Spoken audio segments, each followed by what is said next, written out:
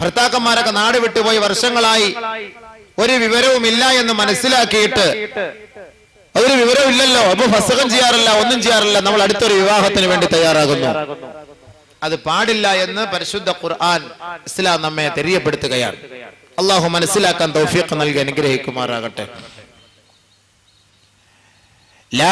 നബി സല്ലല്ലാഹു അലൈഹി വസല്ലമ തങ്ങൾ പറയുകയാണ്, ലാ യുജ്മഉ ബൈനൽ മർഅതി വഅമ്മതിഹാ വബൈനൽ മർഅതി വഖാലതിഹാ. ഒരു പെണ്ണിനെയും ആ പെണ്ണിന്റെ മാതൃ സഹോദരിയെയും വിവാഹം കഴിക്കാൻ പാടില്ല.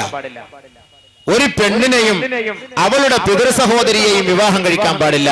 രണ്ടും കൂടെ യോജിപ്പിച്ച്, രണ്ടും കൂടെ ഒരുമിച്ച് വിവാഹം കഴിക്കാൻ പാടില്ല. പെണ്ണിന്റെ മാമി, അതല്ലെങ്കിൽ പെണ്ണിന്റെ കൊച്ചുമ്മ, ഇങ്ങനെ രണ്ടുപേരെയും നിങ്ങൾ ഒരുമിച്ച് വിവാഹം കഴിക്കരുത്.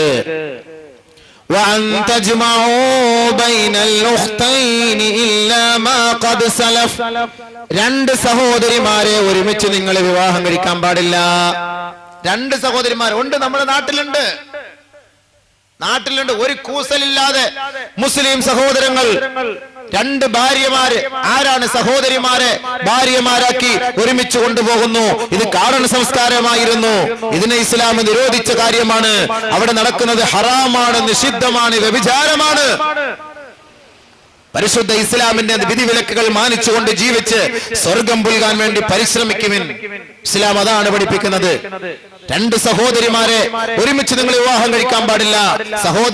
ആദ്യം ഒരു സഹോദരി വിവാഹം കഴിച്ചു, അവൾ മരിച്ചുപോയി, പിന്നെ അവളുടെ കുടുംബത്തിൽ നിന്ന് അവളുടെ അനിയത്തിയെ വിവാഹം കഴിക്കാൻ കുഴപ്പമില്ല. മറിച്ച് രണ്ടുപേരെയും കൂടെ ഒരുമിച്ച് വെക്കാന്ന് പറഞ്ഞാല് അത് നിഷിദ്ധമാണ്. ഇതും കഴിഞ്ഞുപോയ ചരിത്രങ്ങളാണ്. അത് അനുവദിക്കപ്പെട്ട കാര്യമല്ലാതെ നിഷിദ്ധമാണ്. പരിശുദ്ധ ഖുർആൻ നമ്മളെ അറിയിക്കുകയാണ്. وَرَبَائِبُكُمُ اللَّاتِي فِي حُجُورِكُمْ مِن نِّسَائِكُمُ اللَّاتِي دَخَلْتُم بِهِنَّ. നിന്റെ ഭാര്യ, നിനക്ക് നിലവിലൊരു ഭാര്യ ഉണ്ടായിരുന്നു, ആ ഭാര്യ മരിച്ചുപോയി, പിന്നീട് നീ ഒരു വിധവയെ വിവാഹം കഴിച്ചു. ആ പെണ്ണിൽ, ആ വിധവയിൽ മറ്റൊരു കുട്ടിയുണ്ട്, പ്രായപൂർത്തിയായ ഒരു പെൺകുട്ടിയുണ്ട്.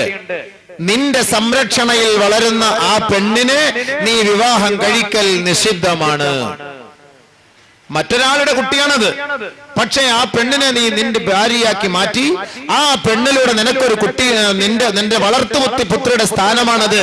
നിന്റെ കീഴിൽ, നിന്റെ ചെലവിൽ കഴിയുന്ന ആ പെൺകുട്ടിയെ നിനക്ക് വിവാഹം കഴിക്കാൻ പാടില്ല. വറബായിബുകും അല്ലാത്തി ഫീ ഹുജൂരിക്കും മിൻ നിസായിക്കും അല്ലാത്തി ദഖൽതും ബിഹിൻ. നിന്റെ സംരക്ഷണയിൽ വളരുന്ന പെണ്ണ്. അപ്പോൾ നീ വിധവയെ വിവാഹം കഴിച്ചു, ആ വിവാഹിതയുമായി നീ ശാരീരിക ബന്ധം പുലർത്തി. അവളിൽ നേരത്തെ ഒരു പെൺകുട്ടിയുണ്ട്. ആ പെൺകുട്ടിയെയും ഈ പെണ്ണിനെയും രണ്ടുപേരെയും കൂടെ യോജിക്കാൻ പാടില്ല, നിഷിദ്ധമാണത്. അപ്പോൾ വിവാഹബന്ധം വെച്ച് പരിശോധിച്ചാൽ നിഷിദ്ധമാകുന്ന കല്യാണങ്ങൾ ഇതൊക്കെയാണ്. ഇനി മൂന്നാമതായി ഇസ്ലാം പഠിപ്പിക്കുന്നു മുലകുടി ബന്ധത്തിലൂടെ നിഷിദ്ധമായ വിവാഹം. وَأُمَّهَاتُكُمُ اللَّاتِي أَرْضَعْنَكُمْ وَأَخَوَاتُكُمْ مِنَ الرَّضَاعَةِ. നിനക്ക് മുല തന്ന നിന്റെ മാതാക്കൾ എന്ന് പറയുമ്പോൾ പ്രസവിച്ചിട്ടില്ല, പാല് തന്നു.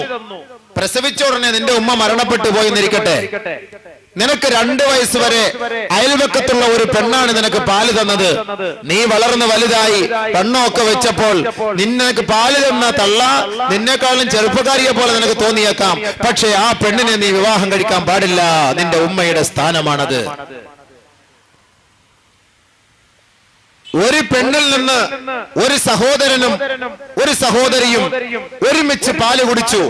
ഒരു മാതാവിൽ നിന്ന് അയൽവക്കത്തുള്ള ഒരു സഹോദരൻ മരണപ്പെട്ടുപോയി, ആ സഹോദരന്റെ ആൺകുട്ടിയും തൊട്ടിപ്പുറത്ത് ഭാഗത്തുള്ള ഒരു വീട്ടിലെ സഹോദരൻ മരണപ്പെട്ടുപോയി, ആ സഹോദരന്റെ പെൺകുട്ടിയും. ഇവരുടെ രണ്ടുപേരുടെയും നടുവിൽ താമസിക്കുന്ന വീട്ടിലെ ഒരു മാതാവിന്റെ പാല് കുടിച്ച് വളർന്ന സഹോദരനും സഹോദരിയുമാണ്. വാപ്പ വേറെ ഉമ്മ വേറെ, രണ്ടുപേരുടെയും വാപ്പ വേറെ ഉമ്മ വേറെ. പക്ഷെ രണ്ടുപേരും വന്ന് പാല് കുടിച്ചത് ഒരു സ്ഥലത്താണ്. ഈ രണ്ടുപേരും സഹോദരിമാരും സഹോദരന്മാരുമാണ്.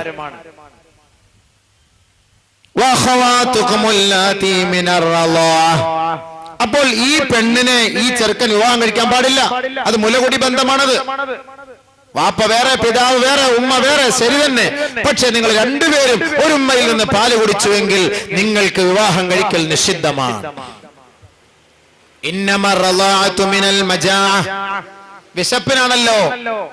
വിശപ്പിനാണല്ലോ പാല് കുടിക്കുക. ശാഫിഈ മദ്ഹബ് അനുസരിച്ച് 2 വയസ്സ് വരെയാണ് ഇതിന്റെ കാലാവധി. 2 വയസ്സിന് ശേഷം പിന്നെ പാല് കുടിച്ചത് പരിഗണിക്കപ്പെടുകയില്ല. ഹനഫി മദ്ഹബ് അനുസരിച്ച് 2.5 വയസ്സ് വരെയാണ് ഇതിന് പരിധി. ഈ 2.5 വയസ്സ് കഴിഞ്ഞ് പാല് കുടിച്ചാൽ പിന്നീട് നമ്മൾ പരിഗണിക്കപ്പെടുകയില്ല. അപ്പോൾ നബി സല്ലല്ലാഹു അലൈഹി വസല്ലം തങ്ങൾ പറഞ്ഞു, ഈ പാല് കുടിക്കുക എന്നുള്ളത് വിശപ്പ് മാറ്റാനാണ്. 2 വയസ്സ് കഴിഞ്ഞാൽ പിന്നീട് കുട്ടി മറ്റു പലഹാരങ്ങളൊക്കെ തിന്നാൻ കഴിയും. അങ്ങനെ അത് വളർന്നു വരും. അതുകൊണ്ട് 2 വയസ്സിന് ശേഷം ഏതെങ്കിലും ഒരു മാതാവിന്റെ പാല് കുടിച്ചാൽ അത് നിഷിദ്ധമാവുകയില്ല എന്ന് ഇവിടെ ഫുഖഹാക്കളായ പണ്ഡിതന്മാർ പഠിപ്പിക്കുന്നു. പിന്നീട് അല്ലാഹു സുബ്ഹാനഹു വ തആല പറയുന്നു, ولا تنكحوا المشركات حتى يؤمن. കോളേജ് ക്യാമ്പസിൽ നിന്ന് അടിച്ചുകൊണ്ട് പോകുന്ന ചെറുപ്പക്കാരാ, ഹൈന്ദവ സ്ത്രീയെയോ ക്രൈസ്തവ പെണ്ണിനെയോ നീ സ്നേഹിച്ചുകൊണ്ട് രജിസ്റ്റർ ഓഫീസിൽ പോയി വിവാഹം കഴിക്കാൻ ഉദ്ദേശിച്ചാൽ തീർച്ചയായും അവൾ വിശ്വാസിനിയാകുന്നത് വരെ നീ അവളെ വിവാഹം കഴിക്കരുത്. ولا تنكحوا المشركات حتى يؤمن. അവൾ മുസ്ലിമാകുന്നത് വരെ, വിശ്വാസിനിയാകുന്നത് വരെ നീ അവളെ വിവാഹം കഴിക്കാൻ പാടില്ല. ഈ നിരോധമൊക്കെ എവിടെ കിടക്കുക? ഇതൊക്കെ ആരെങ്കിലും പാലിക്കപ്പെടാറുണ്ടോ? ഒരു പെണ്ണിനെ നമ്മൾ കൊണ്ടുപോവുക, കല്യാണം കഴിക്കുക, രജിസ്റ്റർ ഓഫീസിൽ കൊണ്ടുപോയി വിവാഹം കഴിക്കുക, അവളെ മുസ്ലിം ആക്കണമെന്നോ ഇസ്ലാമിന്റെ നിയമം പഠിപ്പിക്കണമെന്നോ ഇതൊന്നുമില്ല. കൊണ്ടുപോയി വ്യഭിചാരം കഴിഞ്ഞ് 1 മാസം ഗർഭിണിയായതിനു ശേഷമാണ് പിന്നീട് നാട്ടുകാരൊക്കെ അറിഞ്ഞ് പള്ളിയിൽ കൊണ്ടുവന്ന ഉസ്താദുമായുള്ള ബന്ധം, ഉസ്താദെ ബന്ധപ്പെടുത്തി, ഖാദിയെ ബന്ധപ്പെടുത്തി, പിന്നീട് ഷഹാദത്ത് കലിമ ചൊല്ലി മുസ്ലിമായി. ഈ കുട്ടി, ആ കുഞ്ഞിന്റെ വയറ്റിൽ വളർന്നു വരുന്ന കുട്ടി ഏത് കുട്ടിയായിരിക്കും? ജാരസന്താനം അല്ലേ അത്? പിന്നീട് കൊണ്ടുവന്ന് ഇസ്ലാം മതം സ്വീകരിപ്പിച്ചിട്ടെന്താ കാര്യം? ആ കുട്ടി ജാരസന്താനമല്ലേ? അതുകൊണ്ട് നിങ്ങൾ മനസ്സിലാക്കണം, ഏതെങ്കിലും ഒരു മുസ്ലിം സഹോദരൻ മുസ്ലിം സഹോദരിയെ വിവാഹം കഴിക്കാൻ ആഗ്രഹിച്ചാൽ അവളെ വിശ്വാസത്തിലേക്ക് ആദ്യം നീ നയിക്കണം. അതല്ലാതെ കണ്ട് നീ അവളെ വിവാഹം കഴിക്കരുത്. അതേപോലെ തിരിച്ചും ഒരു മുസ്ലിം സ്ത്രീ ഒരു ഹൈന്ദവ സഹോദരനെ സ്നേഹിച്ചു, ഒരു മുസ്ലിം സ്ത്രീ ഹൈന്ദവ ക്രൈസ്തവ സഹോദരനെ സ്നേഹിച്ചു, നീ അങ്ങോട്ട് സ്വമേധയാ പോയി നിക്കാഹ് ചെയ്ത് അവനെ നിന്റെ കാന്തനാക്കാൻ പാടില്ല, അവനെ നിന്റെ ഭർത്താവാക്കാൻ പാടില്ല. അവൻ മുസ്ലിമാകണം, എന്നാലേ നിന്നെ നിക്കാഹ് സാധുവാവുകയുള്ളൂ. ഇല്ല എങ്കിൽ നിങ്ങൾ നടത്തുന്നത് വ്യഭിചാരമാണ്, അതിന് വലിയ ശിക്ഷയാണ് നാളെ അല്ലാഹുവിന്റെ കോടതിയിൽ.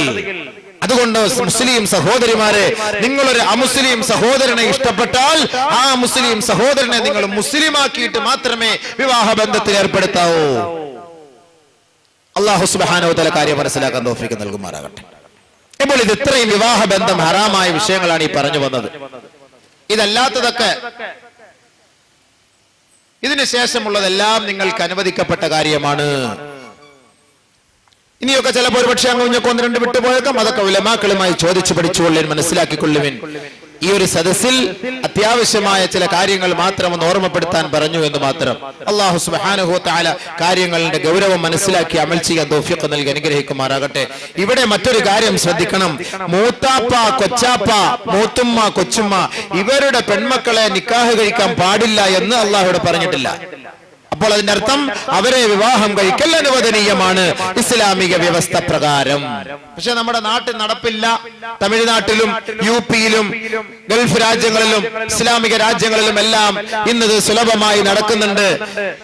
കൊച്ചാപ്പയും മൂത്താപ്പയുടെ മക്കൾ തമ്മിലുള്ള വിവാഹം, കൊച്ചുമ്മയും മൂത്തുമ്മയും തമ്മിലുള്ള വിവാഹം. ഇന്ന് നമ്മളൊക്കെ അത് പെങ്ങളായിട്ടാണ് കണക്കാക്കുന്നത്. ഇല്ല, കൊച്ചുമ്മയുടെ മകളെ മൂത്താപ്പയുടെ മകൻ കാണൽ ഹറാം, മൂത്താപ്പയുടെ മകളെ കൊച്ചാപ്പയുടെ മകൻ കാണൽ ഹറാം, നിഷിദ്ധമാണത്. നമ്മൾ ഏതവസ്ഥയിലാ പെങ്ങളായിട്ട് കണക്കാക്കുക? അത് ഈ പറഞ്ഞ ആയത്തുകളിലോ ഉലമാക്കളുടെ വിവരണത്തിലോ പ്രവാചകന്റെ ഹദീസിലോ ഒന്നും നമുക്കത് കാണാൻ കഴിയില്ല. അപ്പോൾ അതുകൊണ്ട് നമ്മുടെ നാട്ടുനടപ്പില്ല, ഇസ്ലാമിന്റെ നിയമം അനുസരിച്ച് ജായിസാണ് എന്നർത്ഥം.